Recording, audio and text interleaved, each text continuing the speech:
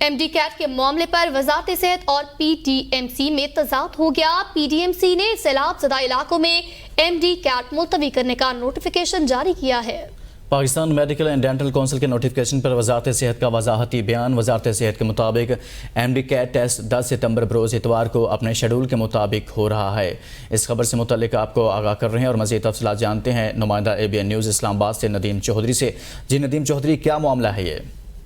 بالکل، M D CAT جو کہ میڈیکل کالجز میں داخلہ کے لیے ٹیسٹ ہوتا ہے، اس کے لیے پی ایم ڈی سی نے اعلان کیا تھا کہ 10 ستمبر کو جو ہے ان کا ٹیسٹ لیا جائے گا، لیکن 2 دن قبل جو ہے نگران وزیر صحت ندیم جان کا ایک ٹویٹر آ گیا جس میں انہوں نے کہا کہ سیلاب زدہ علاقوں کے جو بچے ہیں ان کو خصوصی ریلیف دیا جائے گا، جس پر گزشتہ روز پی ایم ڈی سی نے ایک مراسلہ جاری کیا، نوٹیفیکیشن جاری کر دیا جس میں لکھا گیا کہ جو سیلاب متاثرہ بچے ہیں ان کا الگ سے ٹیسٹ لیا جائے گا اور ان کی رجسٹریشن کی جائے گی۔ لیکن اس کے 2 گھنٹے بعد ہی وزارت قومی صحت کے جو ترجمان ہیں ان کی جانب سے بیان جاری کیا گیا کہ پورے ملک میں ایک ہی ٹیسٹ ہوگا، جس پر بچے گمگو کی کیفیت میں کا شکار ہیں، ان کو ابھی تک کلیئر نہیں ہو رہا کہ بچوں کو ابھی تک واضح طور پر معلوم نہیں اور بارہا اس حوالے سے انتظامیہ کی جانب سے ابھی تک کوئی کلیئرنس سامنے نہیں ہے۔ ندیم چودھری بتا رہے تھے، بہت شکریہ۔